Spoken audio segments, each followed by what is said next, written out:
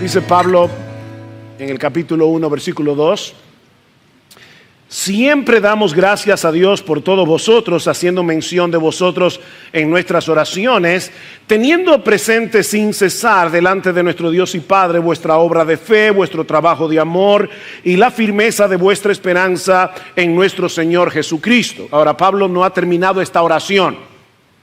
El versículo 4 continúa la oración de los versículos 2 y 3, y esto es importante.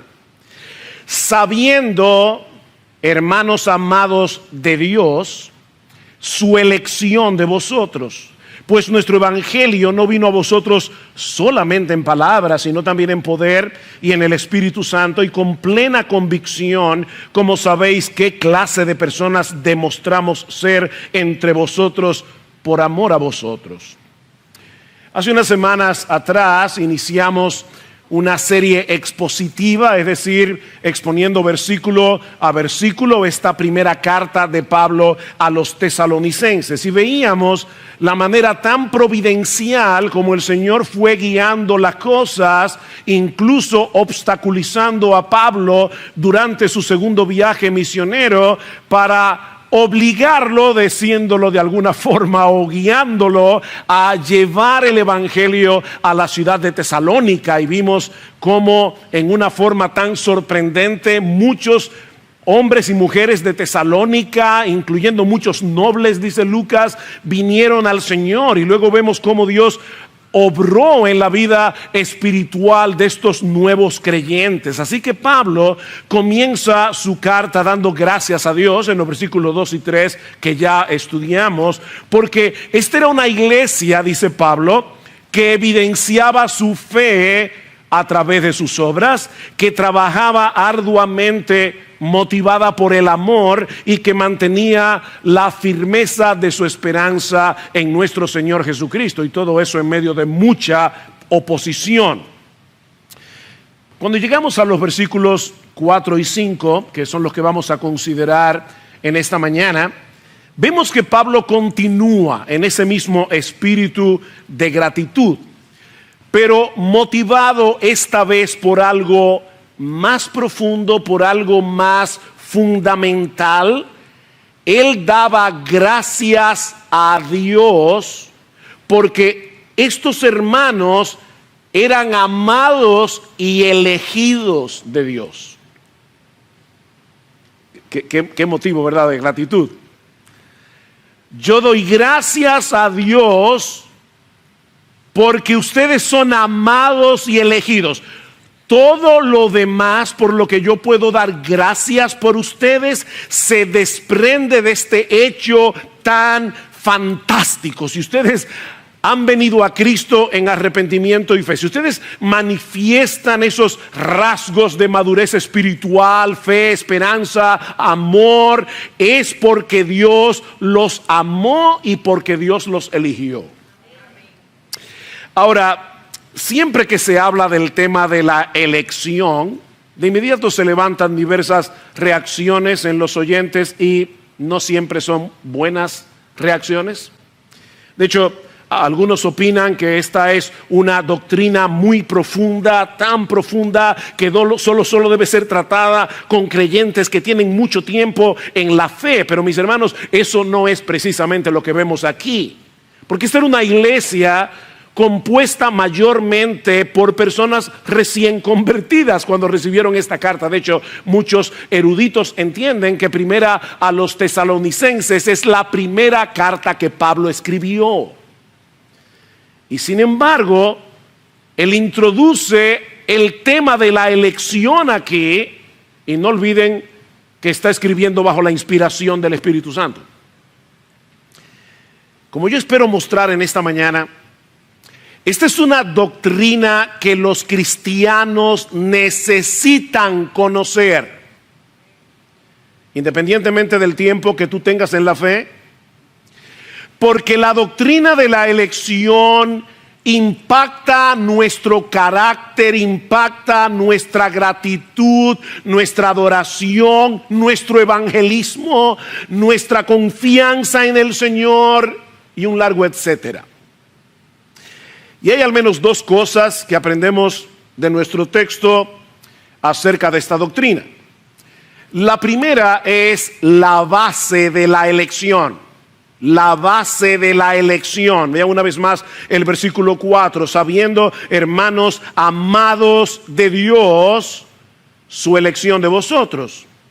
La base de esta elección no se encuentra en ningún mérito de parte nuestra, no se encuentra en el hecho de que Dios sabía de antemano que nosotros íbamos a creer cuando se nos predicara el evangelio. No, Dios nos eligió porque Él nos ama.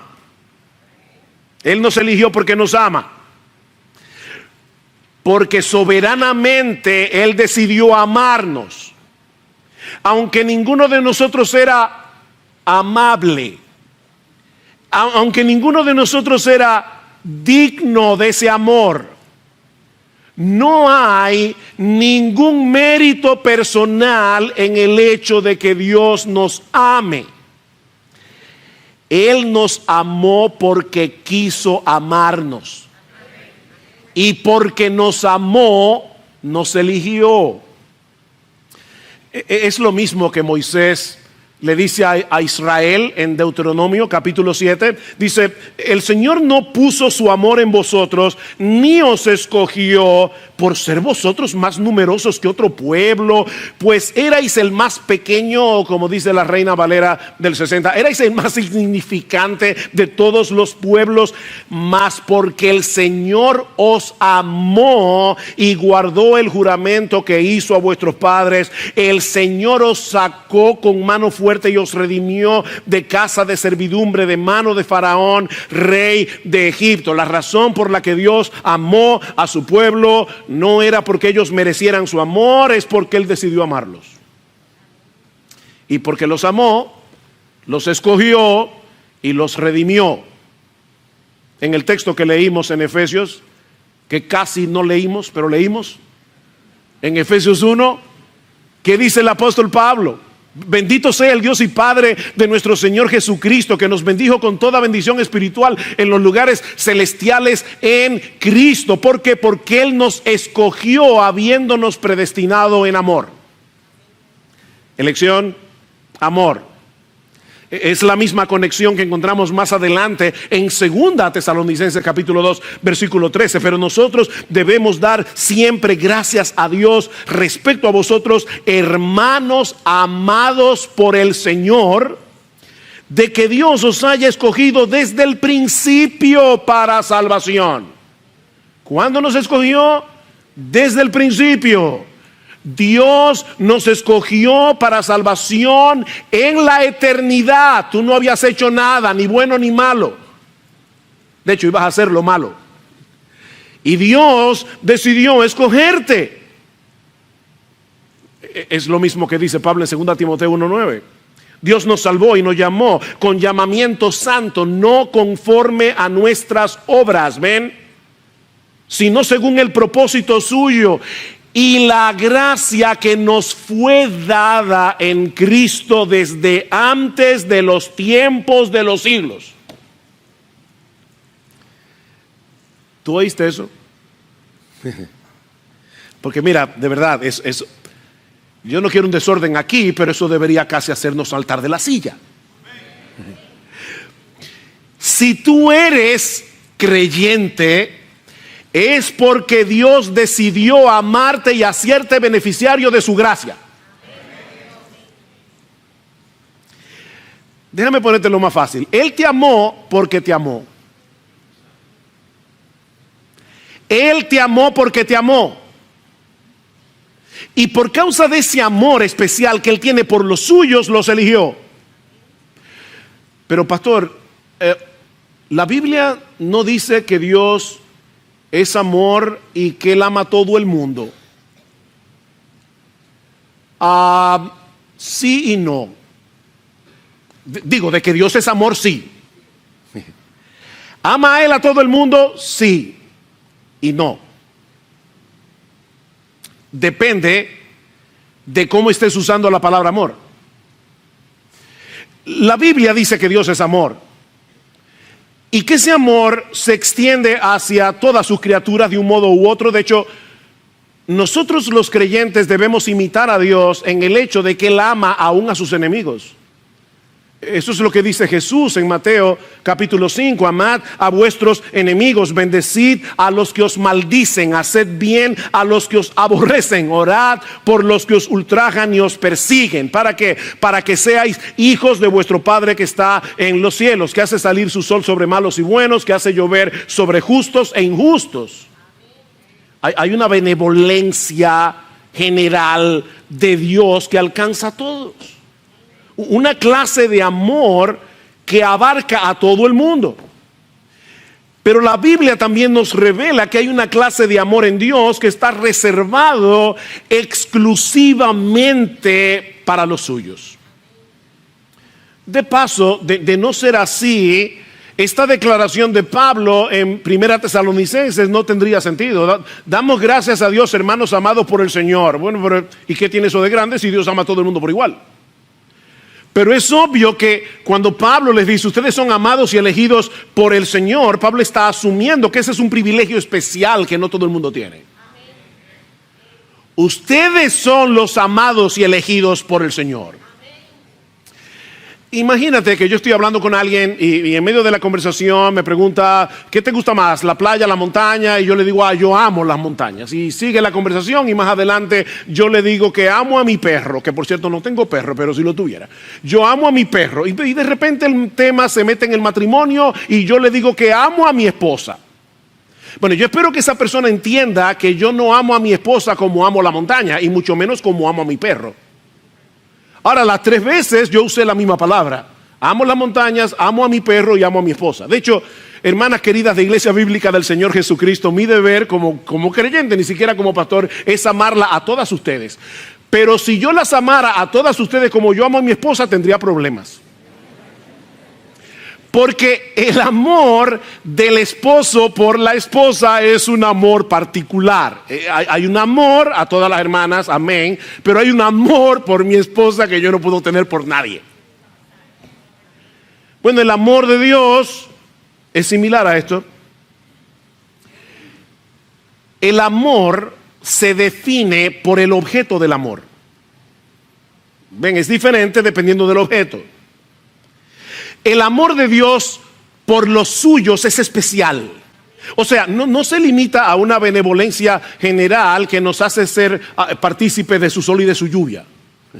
No es más que eso. El amor de Dios por nosotros lo mueve a darnos a Cristo. Y en Él todas las bendiciones que están encerradas en su persona y en su obra. Este es un amor particular por personas particulares. Eso lo vemos, por ejemplo, en la oración de Jesús en Juan 17. Dice, yo ruego por ellos, versículo 9, yo no ruego por el mundo, sino por los que me diste, porque tuyos son. Es decir, Padre, lo que yo te estoy pidiendo por mis discípulos, no lo puedo pedir por el mundo. Ellos son míos, los otros no lo son. Digo, hermanos, eso es lo que está diciendo Jesús. Pero ahora escuchen lo que sigue diciendo el Señor en esta oración en el versículo 22. La gloria que me diste yo les he dado, para que sean uno, así como nosotros somos uno. Yo en ellos, tú en mí, para que sean perfectos en unidad, para que el mundo conozca que tú me enviaste. Y escuchen, y que los has amado a ellos como también a mí me has amado. La Reina Valera lo dice de esa manera. La Biblia de las Américas dice que los amaste tal como me has amado a mí. Gloria al Señor. El Padre, dice la Biblia, tiene en el Hijo toda su complacencia. Y Él nos escogió para unirnos a su Hijo. Por lo tanto, ahora que estamos en Cristo, Él nos ama con la misma clase de amor que tiene reservado para Él. Hermanos, eso es lo que dice Jesús, que los has amado a ellos tal como me has amado a mí. ¿Tú sabes lo que eso significa? Mira, yo sé que muchas veces nosotros, aún los creyentes, nos sentimos carentes de amor. A veces yo he oído a creyentes que dicen, nadie me quiere. Bueno, yo quiero que a partir de hoy el Señor te ayude a no volver a decir eso nunca más. Porque la realidad es que cada vez que nos sentimos carentes de amor, es porque estamos perdiendo de vista la grandeza del amor de Dios por nosotros. O tal vez porque estamos esperando de otros lo que solo Dios puede darnos. Mi hermano, mira, yo sé que esta frase es un cliché evangélico, pero porque lo sea no deja de ser verdad. Dios te ama. El Dios todopoderoso, creador de los cielos y de la tierra, el Rey del universo, Señor de señores, Rey de reyes, te ama. Te ama porque Él decidió amarte. Es un amor particular y especial. Es un amor tan grande, tan vasto, tan profundo, que no deja lugar a ninguna necesidad psicológica. Nosotros no somos una taza de amor con un agujero. Hay personas que se ven así, como una taza de amor con un agujero. No importa cuánto tú le metas y le metas y le metas, nunca lo llenas porque no se sacia. No somos una taza de amor con un agujero. Nosotros somos una taza de amor en la que el amor sobreabunda. Porque somos amados por Dios. Amados por Dios. Y por ese amor nos eligió. Es tan triste que aún en las iglesias algunos objeten la doctrina de la elección. De verdad, eso es tan triste. Porque cuando una persona creyente objeta la doctrina de la elección, no se está dando cuenta que está objetando un aspecto fundamental del amor de Dios. El amor de Dios. Dios no ama en general, Dios ama en particular. Decía el filósofo español Miguel de Unamuno en El sentimiento trágico de la vida: no me hables de tu amor por la humanidad, háblame del amor por el hombre. Es fácil amar a la humanidad, ¿verdad? Hay un montón de gente que ama a la humanidad. No me digas que tú amas a la humanidad. Es como tú amas a gente concreta de carne y hueso. Bueno, Dios no ama a la humanidad. Dios te ama a ti, a ti, a ti, a ti, por nombre. Porque Él decidió amarte y porque te amó, te escogió.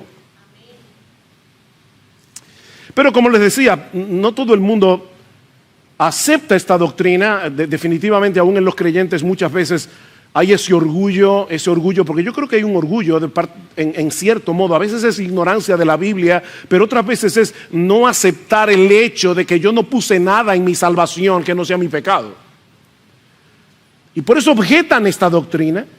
Por ejemplo, algunos dicen que la elección atenta contra nuestra libertad.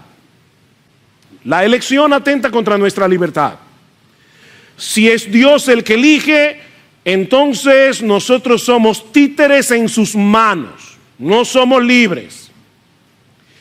Pero esta objeción parte de un concepto equivocado de lo que es la libertad. Yo actúo como un hombre libre cuando mis acciones son determinadas por mi propia decisión. Cuando fui yo que lo decidí, cuando yo no fui forzado a hacer lo que hice, ni a decidir lo que decidí. Entonces actué como un hombre libre. Cuando yo me convertí, cuando tú te convertiste, lo hicimos porque quisimos. Nadie te forzó a convertirte, ni Dios. Fue una decisión libre y voluntaria. El día que mis hermanos y yo nos bautizamos, hace 45 añitos, verano del 77, en la pila bautismal cantamos un corito que seguramente muchos de ustedes han escuchado. Es muy conocido. He decidido seguir a Cristo, he decidido seguir a Cristo, no vuelvo atrás, no vuelvo atrás. Pregunta, ¿expresa ese corito una verdad bíblica? ¿Es esa línea teológicamente correcta? Sí, sí. Mis hermanos, cuando un pecador viene a Cristo en arrepentimiento y fe, es porque él ha decidido seguir a Cristo. Ahora, ¿qué fue lo que hizo posible que ese pecador que estaba muerto, no agonizando, no medio muerto, muertecito espiritualmente?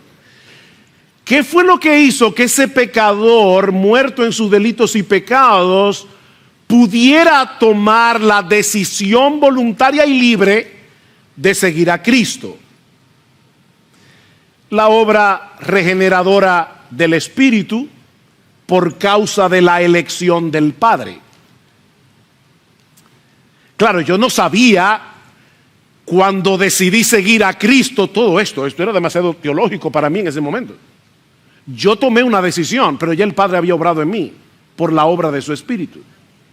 Por eso alguien sugiere que se le añadan por lo menos 2 estrofas más a este corito, que en español sería algo como esto. Pues fui elegido por Dios el Padre. ¿Ven? No vuelvo atrás, no vuelvo atrás, porque el Espíritu me ha dado vida. No vuelvo atrás, perdonen el desafine, no vuelvo atrás. Ven, o sea, es verdad que yo he decidido seguir a Cristo porque el Padre me eligió, porque el Hijo murió por mí y porque el Espíritu Santo en un momento dado de mi vida aplicó con poder esa obra de redención en mi corazón.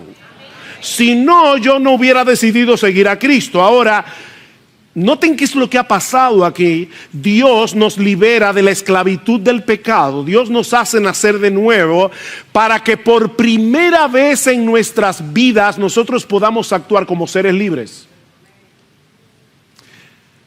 Cuando yo me convertí, por primera vez en mi vida actué como un ser libre.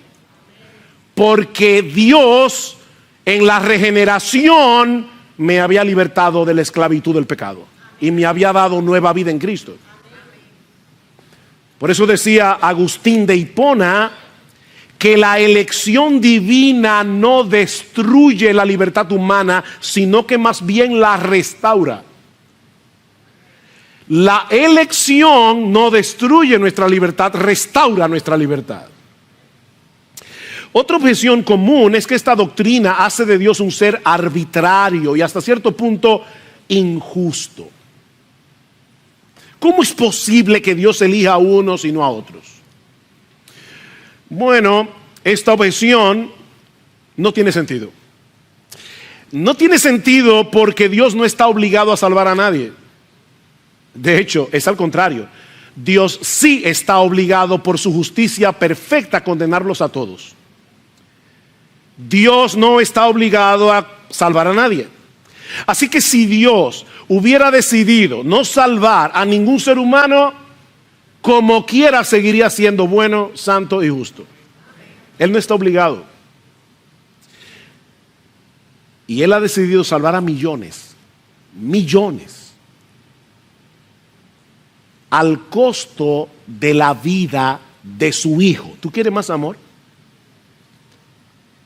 Por otra parte, nadie puede acusar a Dios de favoritismo, nadie puede acusar a Dios de parcialidad, por la sencilla razón de que todos serán condenados justamente por sus propios pecados y porque la oferta del Evangelio está disponible para el que la quiera.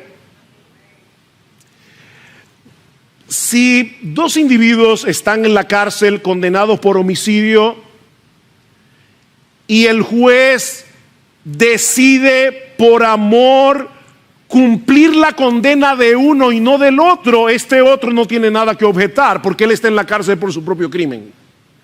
Sobre todo cuando el juez a este otro también le ofreció el indulto y él lo rechazó. No es lo que pasa con el Evangelio. Nosotros predicamos el Evangelio, llamamos a cualquiera, el que quiera, que venga y tome del agua de la vida gratuitamente, y el pecador dice: yo no lo quiero. ¿Dónde está la injusticia? De hecho, Pablo trata con esa objeción. ¿Recuerdan en Romanos capítulo 9, versículo 14? Dice Pablo, ¿qué pues diremos? ¿Que hay injusticia en Dios? De paso, Pablo está discutiendo aquí con alguien que no cree lo que él cree. O sea, Pablo está discutiendo con alguien que no cree en la doctrina de la elección. Así que nosotros estamos del lado de Pablo. Y yo me alegro mucho. Entonces Pablo está discutiendo con alguien que está del otro lado. Y dice que pues diremos que hay injusticia en Dios en ninguna manera. Pues a Moisés dice, está citando aquí Éxodo 33, tendré misericordia del que yo sé que cuando se le predique el evangelio, él va a tener un corazón más blando y va a recibir el mensaje y va a aceptar a Cristo. No. Yo tendré misericordia del que yo tenga misericordia. Y me compadeceré del que yo me compadezca. Así que no depende del que quiere ni del que corre, sino de Dios que tiene misericordia. Como Dios sabe que nadie va a correr porque nadie quiere correr hacia Él, entonces Dios en su soberana voluntad decide obrar eficazmente en muchos para traerlos con cuerdas de amor a la cruz del Calvario.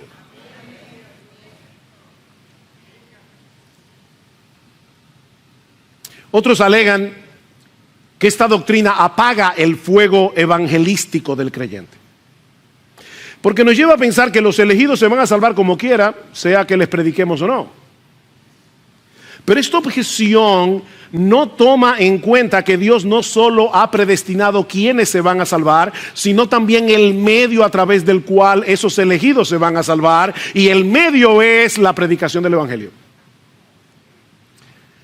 ¿Qué dice Pablo en 1 Corintios capítulo 1 versículo 21? Dios ha decretado salvar a los creyentes. ¿Por qué? Por la locura de la predicación. En 2 Timoteo capítulo 2 versículo 10, Pablo dice, yo todo lo soporto por amor a los escogidos. Todo lo soporto por amor a los escogidos. Pero Pablo, si son escogidos, no te afanes tanto. No. Es que nadie se va a salvar si no es a través de la predicación del evangelio. Así que yo todo lo soporto por amor a los escogidos, para que ellos también obtengan la salvación que es en Cristo Jesús con gloria eterna. Todo lo soporto. De hecho, es lo que vemos en este pasaje. Dice, hermanos amados de Dios, damos gracias por su elección, pues nuestro evangelio no vino a vosotros. ¿Ven? O sea, ustedes fueron elegidos y la forma como Dios los salvó fue por medio de la predicación del evangelio. Pablo no se quedó en Antioquía diciendo, salva a los tesalonicenses. No, él fue y les predicó el evangelio. ¿Por qué? Porque nadie se va a salvar si no le predican el evangelio. Como dice John Stott, la doctrina de la elección, lejos de hacer innecesaria la evangelización, la hace indispensable, porque es solo a través de la predicación y recepción del evangelio que el propósito secreto de Dios llega a ser revelado y conocido. Ahora, ¿cómo podía Pablo estar tan seguro, de que Dios había escogido a los tesalonicenses? Porque él está diciendo, yo doy gracias a Dios porque Él los amó y los eligió. ¿Y cómo Pablo sabía eso? O déjenme poner esta pregunta más personal. ¿Puedes tú saber si Dios te eligió a ti? Esa pregunta es importante. ¿Puedes tú saber si Dios te eligió? Bueno, eso nos lleva a nuestro segundo encabezado. Ya vimos la base de la elección, el amor de Dios. Veamos ahora las evidencias de la elección. Las evidencias de la elección. Versículo 5. Pues nuestro evangelio, o sea, yo sé que ustedes son amados y elegidos, porque nuestro evangelio no vino a vosotros solamente en palabras, sino también en poder y en el Espíritu Santo y con plena convicción. Como sabéis qué clase de personas demostramos ser entre vosotros por amor a vosotros. En pocas palabras, lo que Pablo está diciendo es algo como esto. Yo sé que ustedes fueron elegidos por Dios por la obra que el Señor hizo en ustedes por medio de la predicación de la palabra. Miren qué simple. Ahora, hay más detalles en este texto que debemos resaltar. Pero resumiendo, Pablo le está diciendo, yo sé que ustedes fueron elegidos por la forma como Dios obró en ustedes cuando se les predicó el evangelio. Pero Pablo dice más cosas aquí. Yo quisiera ahora desgranar un poco el texto. Por un lado, Pablo nos dice, yo sé que ustedes fueron elegidos porque el evangelio vino a ustedes. Esa es una expresión interesante. La Reina Valera dice llegó, pero el texto griego dice el evangelio vino a vosotros. ¿Ustedes recuerdan en el Antiguo Testamento cómo se decía constantemente la palabra de Dios vino sobre Jeremías? La palabra de Dios vino sobre Ezequiel. La palabra de Dios vino, la palabra de Dios viene.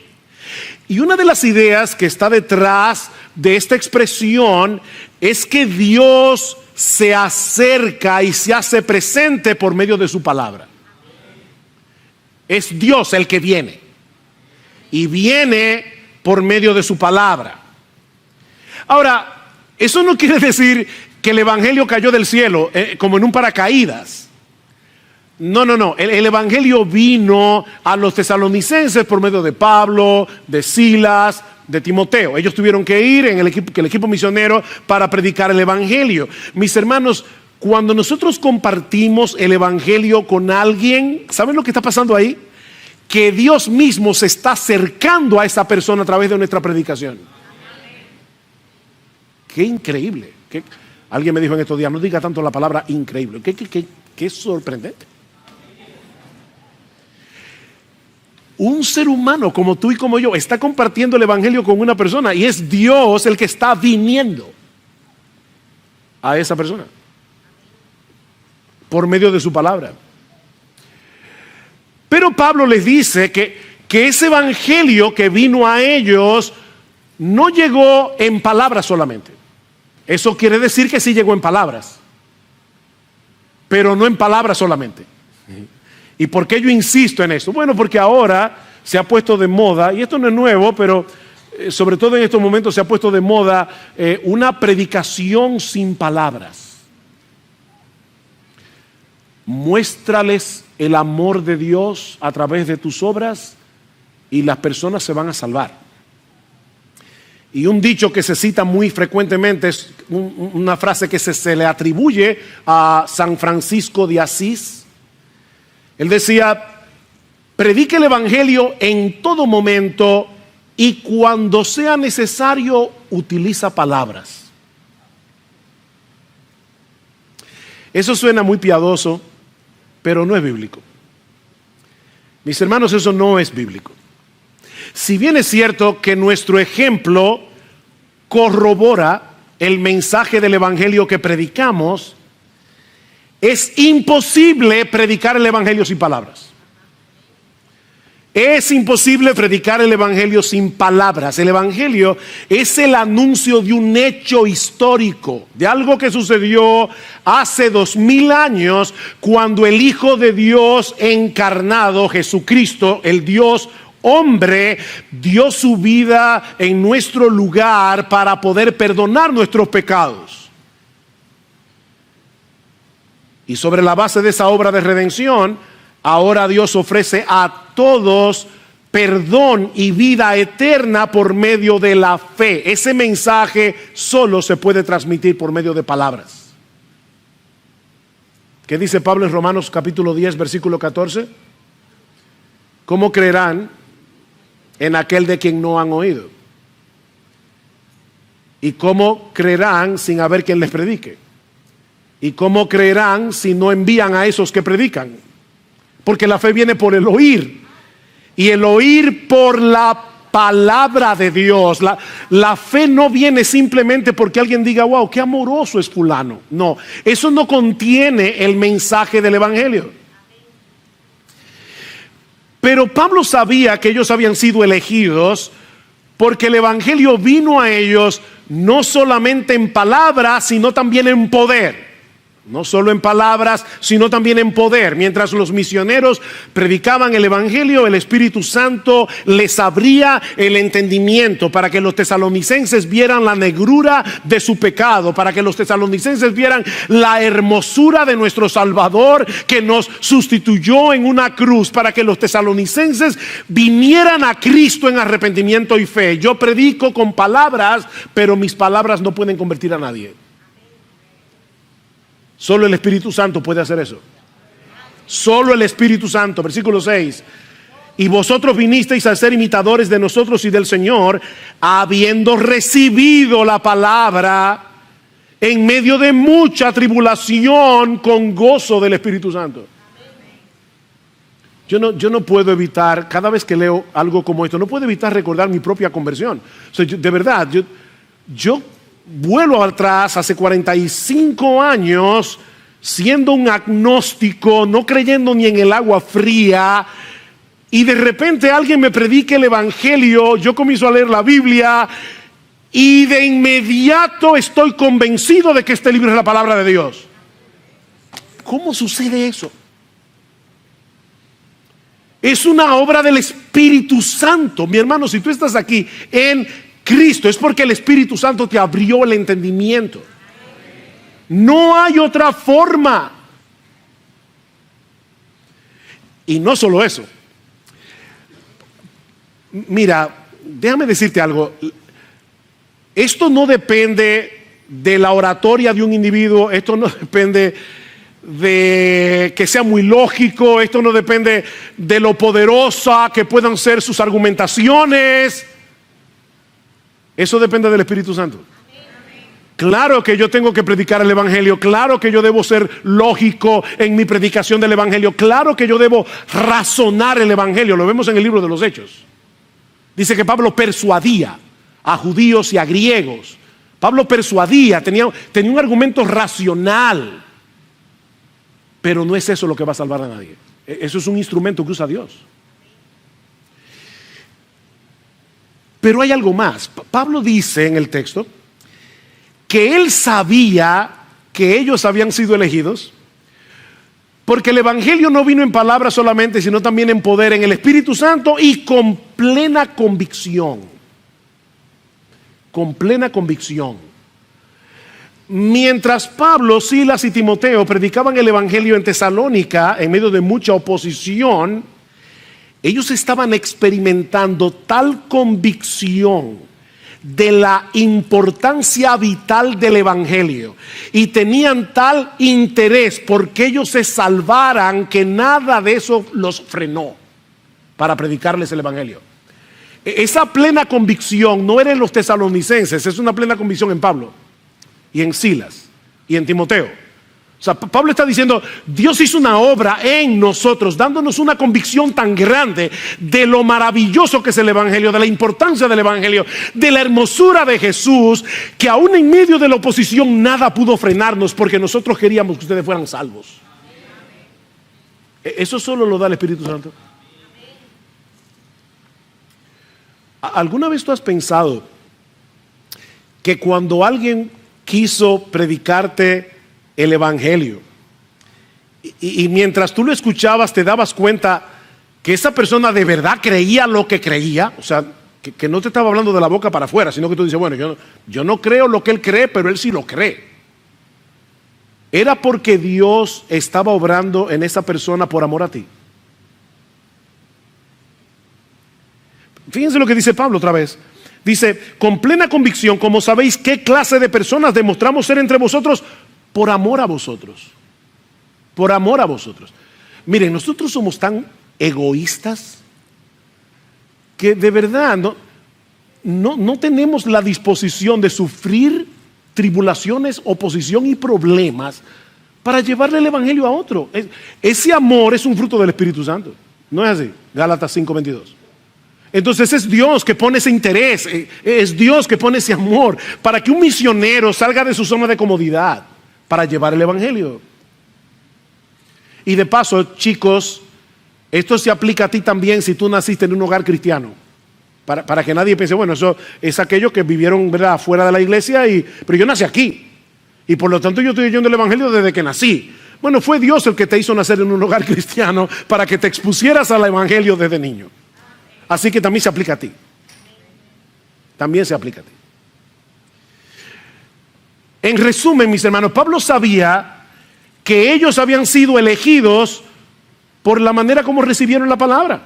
¿Qué dice en el capítulo 2, versículo 13? Por esto también nosotros sin cesar damos gracias a Dios de que cuando recibisteis la palabra de Dios que oísteis de nosotros, la aceptasteis no como la palabra de hombres, sino como lo que realmente es la palabra de Dios, la cual también hace su obra en vosotros los que creéis. ¿Tú crees que este libro es la palabra de Dios?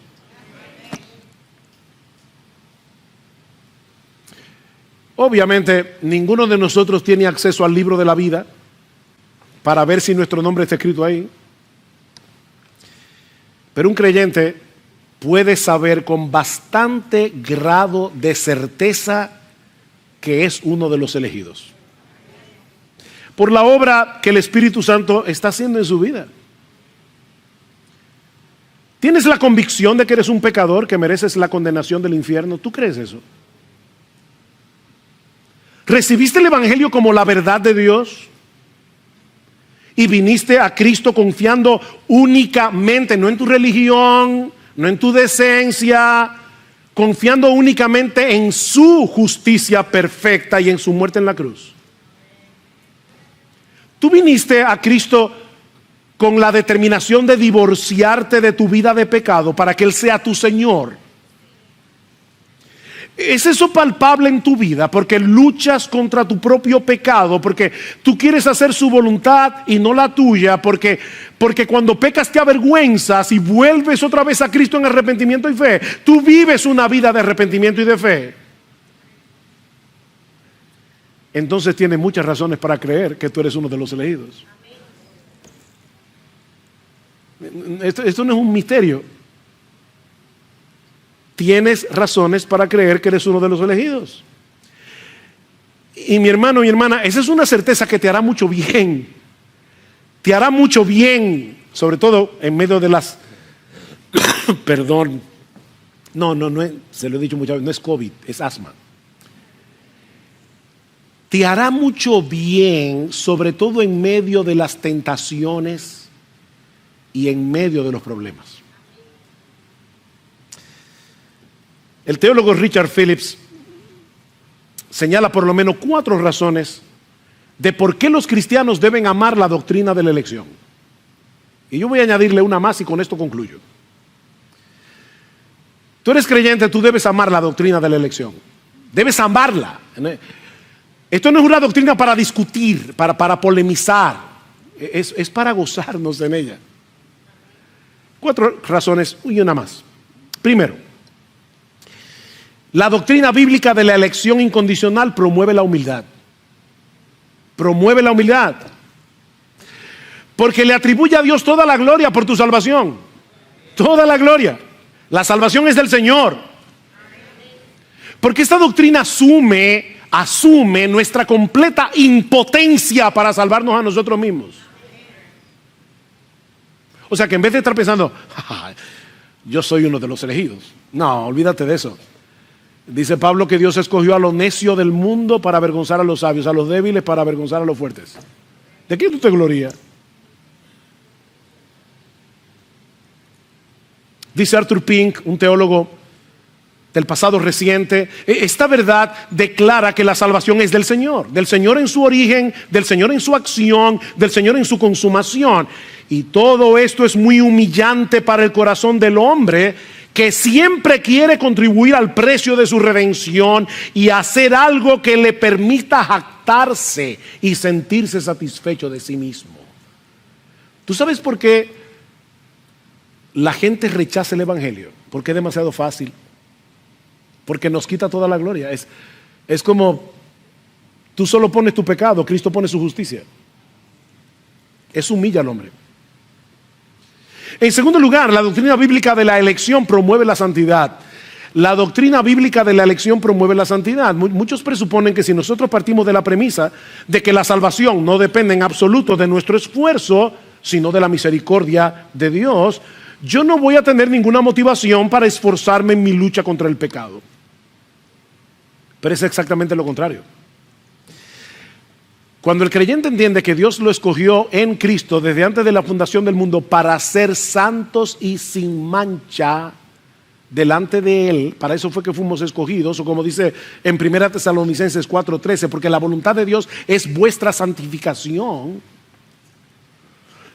Eso es una poderosa motivación para seguir hacia esa meta. No fuimos escogidos primariamente para ser felices, sino para ser santos. Primariamente. Esa es la gran prioridad de la vida cristiana. Pablo dice en Romanos 8:29 que Dios nos predestinó para que fuésemos hechos conformes a la imagen de su Hijo. Eso debe producir en nosotros un profundo anhelo por crecer en santidad, que no es otra cosa que crecer a la imagen de Jesús. Tercero, la doctrina bíblica de la elección promueve la seguridad de salvación. Mis hermanos, ¿qué puede darle más seguridad a un creyente que el hecho de saber que la salvación depende enteramente del Dios soberano, que sin condición alguna decidió amarnos y elegirnos desde antes de la fundación del mundo? Yo le doy muchas gracias al Señor de que yo no tengo fe en mi fe, porque mi fe es variable. El decreto de Dios es invariable, es inmutable. Si Dios fuera como yo, hace rato que me hubiera quitado la salvación, pero Dios no es como yo. Y mi salvación depende de su carácter. Mi salvación depende de la obra de Jesús, no de la mía. Depende de la obra de Jesús. En cuarto lugar, la doctrina bíblica de la elección promueve la gratitud y la adoración. Promueve la gratitud y la adoración. ¿Tú te das cuenta de todo lo que Dios hizo por ti para salvarte? Te eligió desde antes de la fundación del mundo, envió a su Hijo para que muriera por ti en una cruz. En un momento dado envió una persona que te predicara el Evangelio, y mientras esa persona te predicaba el Evangelio, el Espíritu Santo te abría los ojos, te abría el entendimiento, te abría el corazón para que tuvieras la hermosura de Jesús y fueras corriendo a refugiarte en Él.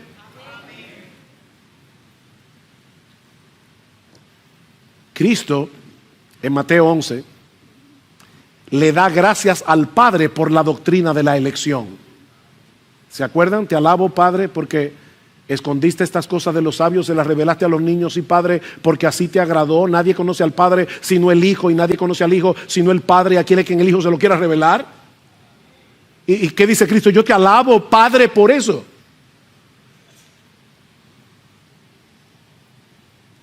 Y Pablo hace lo mismo en Efesios 1, ya lo vimos. Bendito el Dios y Padre que nos escogió. ¿No deberíamos hacer nosotros lo mismo? Finalmente, la doctrina bíblica de la elección, y esto es lo más importante que yo voy a decir esta mañana, promueve únicamente la gloria de Dios y no la del hombre.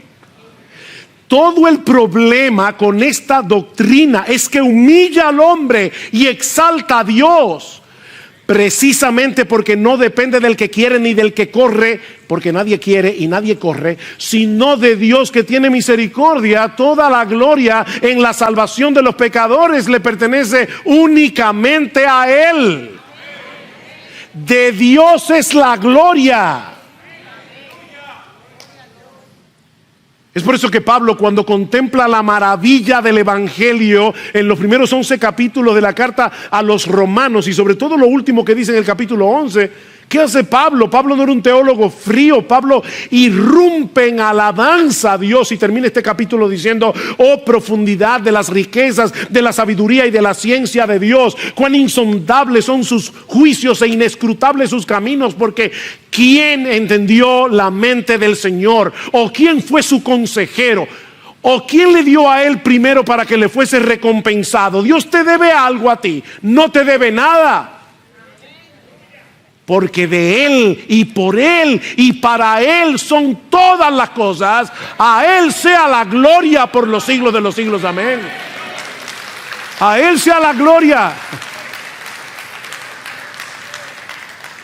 Y mi amigo, y con esto termino, si tú estás aquí en esta mañana y tú no eres creyente todavía, no te refugies en esta doctrina para dejar de venir a Cristo.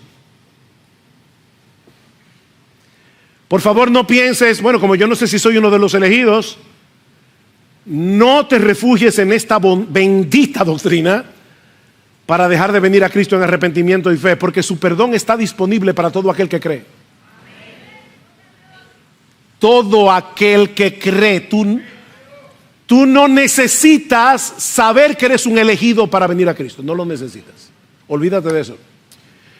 Tú solo necesitas saber que tú eres pecador, que si te mueres en tu pecado vas a enfrentarte con la justicia de Dios, pero que Dios en su amor y en su bondad pagó la deuda de los pecadores cuando su Hijo, el Dios encarnado, murió en la cruz por nuestros pecados, y que ahora Él te ofrece a todos abiertamente perdón y salvación únicamente por medio de la fe. Eso es todo lo que tú necesitas. No necesitas nada más. Mi amigo, ampárate por la fe en el glorioso intercambio de la cruz, donde Cristo asumió nuestras culpas, por eso murió siendo inocente, para poder poner en nuestra cuenta su justicia perfecta, únicamente por medio de la fe. Al que no conoció pecado, Cristo por nosotros, a Él Dios lo hizo pecado, para que nosotros fuésemos hechos justicia de Dios en Él. El justo murió por los injustos para llevarnos a Dios. ¡Qué glorioso intercambio!